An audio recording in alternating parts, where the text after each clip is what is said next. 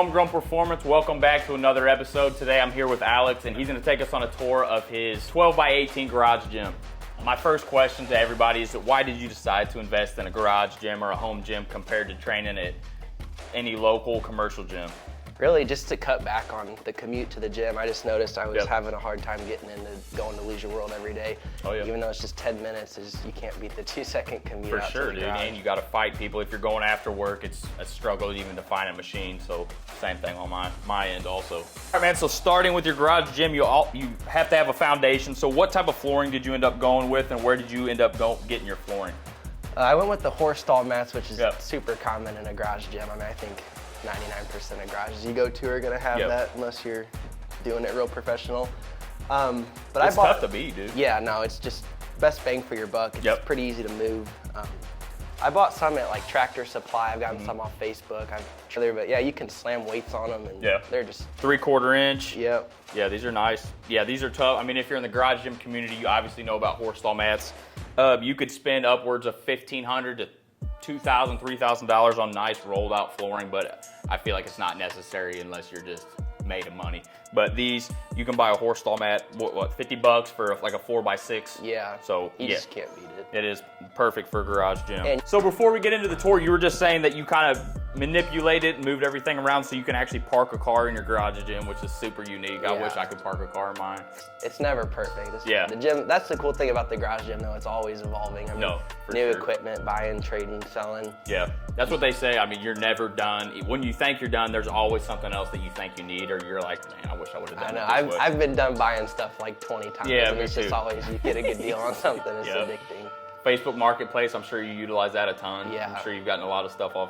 I think that's everything. I don't think I bought anything new. Maybe really? PowerBlocks. Yeah, dude. That's the only thing I bought new. That's the goal, man. Save a ton of money that way. Yeah. Let's go ahead and dive in. So first up, we have, it looks like a Rogue Echo bike. You bought this. Did you get this on Marketplace? Marketplace. Nice, man. I mean, these are bulletproof, best air bike on the market for sure. So you kind of set up your front room just to, I mean, was there like a idea in mind, or how did you?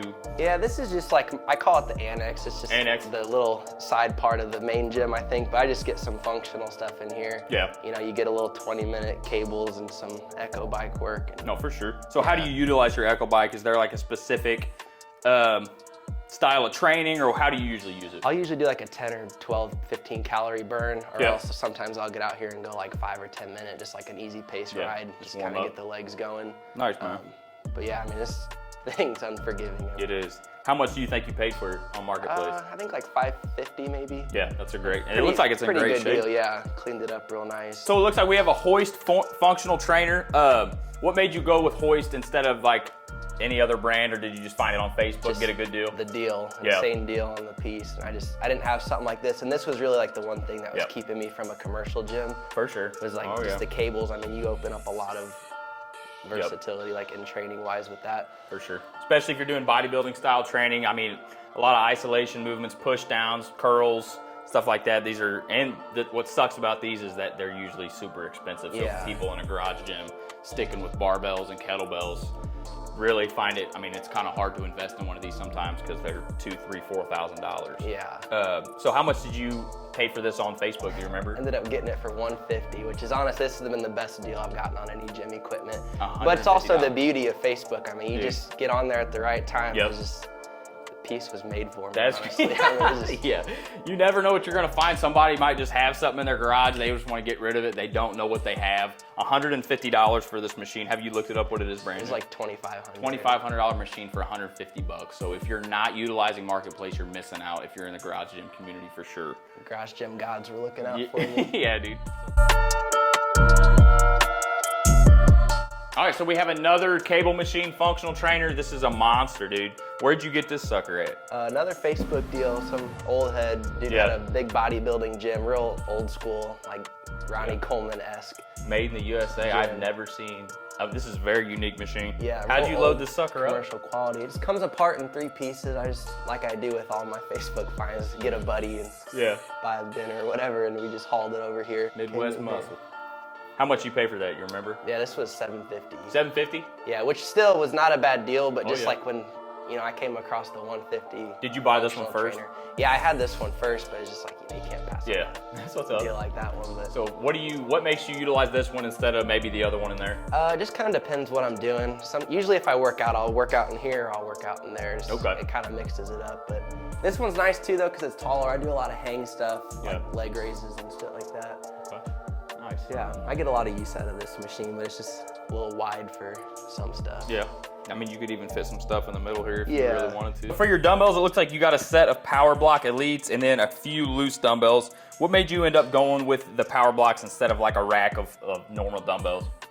Well, really the space saving and the versatility of these, especially with these Elite EXP, you got like, I think, 5 or 10 through 70 in 2.5 pound increments. They go up to 70? Yeah, so I added the EXP, you can expand on those. Okay. So you actually can go up to 90. So I bought they come in 50s, I bought the 20 pound additional extra. So yeah, these are just super quick to change, and I mean, PowerBlock's a household name in the adjustable dumbbell world. No, for sure, tried and true. I mean, PowerBlocks, it's tough to beat these. Did you buy these new? These look brand new. Yeah, these are new. These are about the only thing in this gym I bought new, except for this little dumbbell rack I got for Christmas. Okay. Do you think you'll stick with the PowerBlocks, or do you think you'll end up going with normal dumbbells? I'll get a couple odds and ends, a little bit heavier dumbbells just for doing a few movements, but I mean, for the most part, you can't go wrong with these PowerBlocks. I'm real happy with those. So this looks like this is the heart of your garage gym. I mean, everybody kind of usually they build their gym kind of around the power rack, around where you're gonna do a lot of your heavy movements. What type of power rack did you end up going with? This is a Titan, like T3, I think. Okay. I honestly forget. Honestly, not my favorite or ideal rack. It's a little low doing pull-ups and stuff. I mean, your feet are not off the ground and stuff. But this was like the first thing I bought getting in the gym. I bought a little package deal with a lower quality bench, the bar, the rack, and a few little bumper plates. But honestly, it's kind of what got the start. And I mean, for sure. You know, you start on one thing and it really grew from there. So I guess there's a little bit of a sentimental tie to it, just kind of like getting you your start. But what type of barbell are you rocking with? So this is a Titan barbell too. I'm not really... You said you got it with the rack, right? Yeah, it came in with the package of the rack, and I mean, it served me well.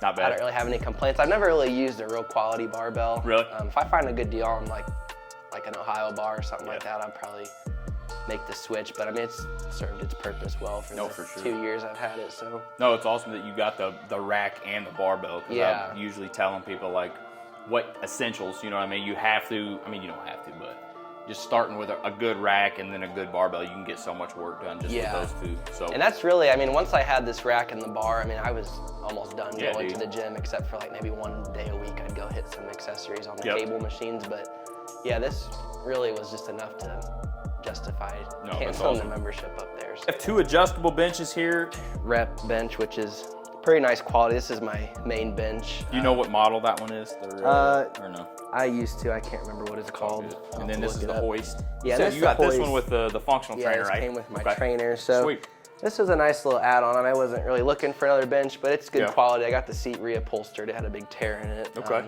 No, I mean, if you got multiple people training, having a couple benches, that's something that lacks in my gym, is I only have one bench, but. Definitely, and you can tell this one doesn't get much use. It's dusty and got some cobwebs on it, but. No, it's tough. These rep benches are super nice. I mean, competitor with Rogue, so. Yeah, a lot of versatility with this one. Do a little decline work, and it flows nice. I mean, real quality bench. I don't have any complaints with it. That's a Facebook find? Yep, Facebook find. A Concept 2 rower. How do you use this in your training? How do you incorporate it into your training? I like to throw in, like, you know, I got some of these cardio machines, so I always like to do a couple little like kettlebell swings and some push-ups or something, and I'll throw in usually like a 250 meter row is kind of like my most common thing. Takes about a minute, but I like to just incorporate some functionality and then also with a little bit of high endurance cardio. Oh yes, no, this sucker's a killer, dude. Keeps the heart going. Yeah, and this, I mean, honestly, this is a pretty used machine, but it just this is the gold standard of rowers. For sure. I mean, you just I feel like every other rower doesn't get any love because of the Concept 2 rowers. This looks like a little older model, isn't it? Yeah, but I still got the PM5 on here, which is the top reader for them. So I mean, yeah, it's a great machine. I mean, I had no complaints with it. All right, man, so we have a Concept 2 ski erg in here. This is not something you see in everybody's garage gyms. Usually people don't have a ton of space, so they're trying to fit in barbells, kettlebells, some dumbbells. What made you find enough space to be able to fit this ski erg in here? I really made it work for this. I just, you know, you see these in high-end CrossFit gyms and stuff, and I just figured, you know, they got it, why not me? So. Have you used one prior to you buying it? No, I'd never used one, never even seen one Yeah. in person. I was just like, fuck it, we just get on here and get it. And actually, this is slowly becoming one of my favorite cardio machines I have, between the rower and the bike and the ski erg. I mean, it's real easy on all your joints. Actually, all these cardio equipments I say are pretty easy for everyone to use. But yeah, you really get some high intensity workouts on here, and you can see my sweat puddles still on here from workouts past. No. Decent. I mean, compared to what they're going for, you don't see them pop up too often. Yeah. I think I paid a little bit more for this than some of the other equipment I have, but still a much better deal than buying it new, and you also avoid the shipping. And what are these, like 1,200 new or something crazy? Something like that, and I paid like $750 not for bad. it. So not terrible, but. And it's in good shape. Yeah, and it's good shape. And it came with the foot stand, which sometimes you don't see them with the foot stand. Like, you have to mount it to the wall. So that was another reason why I kind of hopped on this. All right, so we got a fancy shelf. Did you build this shelf for your kettlebells, or was this already in here? No, this was part of the wood shop for the dude who lived here before, and I just, you know, kept it. I had to reinforce it underneath a little bit because you got a couple 100 pounds of kettlebells on here, but no, it's a nice place to keep these out of the way, up off the floors, avoid a tripping hazard, and get them in here. And I just, you know, got them in order from heavier to lighter. And you got some tape on these, huh? Yeah, so you I don't tear your hands got up, some or what? athletic tape. Well, some of these started flaking. These are not all the highest quality, and these are also just used kettlebells and stuff. So, you know, the athletic tape just keeps them a little soft on my tender hands. No, I got you. How are you utilizing kettlebells in your training? A lot of snatches, a lot of just functional movements. I like to go through little circuits with kettlebells, and honestly, kettlebells are something I never hardly used until I got into the garage space, and then it's just like, you open up a lot of stuff that you obviously wouldn't want to be doing next to somebody at a commercial gym. For sure, dude. No, that's the biggest. Same way with me. I trained in commercial gyms forever. Starting a garage gym, a rack, barbell, plates, and kettlebells, and then I really started doing some research and diving into it, and they're one of the most versatile pieces of equipment you can use. I mean, looks like you have is this a weight vest? Oh yeah, this is what we got. Weight vest here. I got the 511 Tactical with the Rogue inserts. I've been looking at getting one of these. It's pretty nice. You can't go wrong with this. It's super high quality. I've had this like for 3 years. Looks brand new. I love the vest. It's comfortable. And honestly, if you're gonna get a good workout with the vest, I recommend buying a quality one, because I had a little Gold's Gym, like a shitty one before. Probably chafed you all up and everything. Chafed up. It bounces like crazy. It's hard to adjust. I mean, this is super adjustable, and it looks a lot nicer. You bought this new? Yeah, I did buy that new.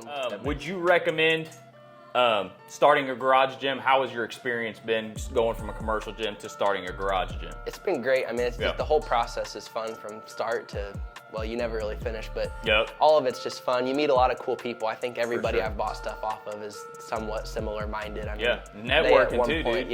You just meet a lot of cool people, and some more than others, but it's a great deal. Awesome. It's fun putting it all together. Yeah, so total, how much do you think you got wrapped up in this from start, from flooring, equipment, lighting, everything? How much do you think you got tied up in this if you had to put a number on it? I don't know, maybe 8,000, somewhere in that ballpark. I mean, that's give or take. But also, honestly, you can do a lot with so much less. I mean, I've gotten to the point where I'm buying more accessory and fun stuff. No, for sure.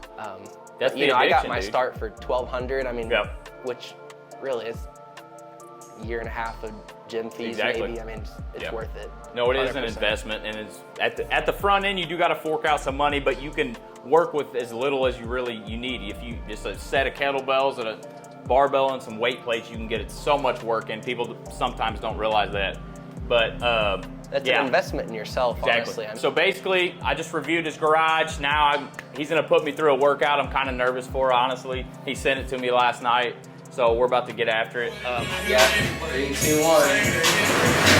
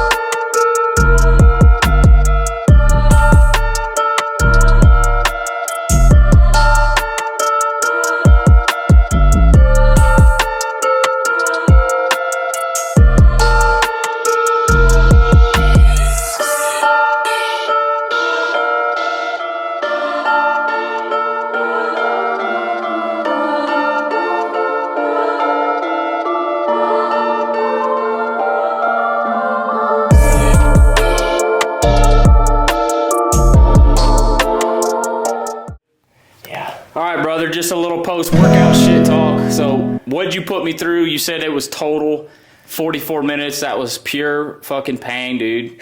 That was one of the hardest workouts I've done in a long time. So where did you get that, I guess, the inspiration to do that type of training? You were kind of saying Josh Bridges. Josh Bridges, Hunter McIntyre, just these high rocks, just full body endurance, resistance, just whatever, man. Just putting your body through the ringer day in and day out. Just No, I mean, we didn't use any heavy weights. The heaviest weight we used was a 50-pound kettlebell. But really, that was the first time me doing that skier, dude, and I haven't had a tricep pump like that, and you have to do just like 10 sets of freaking extensions to get a pump like that. I had a pump all the way from the top of my shoulder down to my elbow, dude. It worked like all 3 heads of the tricep. It was insane. But the skier, the rower, the echo bike, if you have those 3, you can. That's all you would need to get just a murderous workout. It's insane. You having me, dude? This gym's awesome. This is. I appreciate the smaller garage gyms and the smaller home gyms, because you got to be more picky, and you got to think about it more, what you really are going to use and utilize and where you're going to put it. So it's a very unique situation, but I appreciate it, brother. Yeah, man. Thank you. Yes, sir. Appreciate you guys for watching another episode. If you enjoyed it, or if you would like me to come review your garage, basement, or home gym, send me a comment down in the comment section, or add me on Instagram at Homegrown Performance and send me a DM. I appreciate you guys for watching. Make sure you like and subscribe.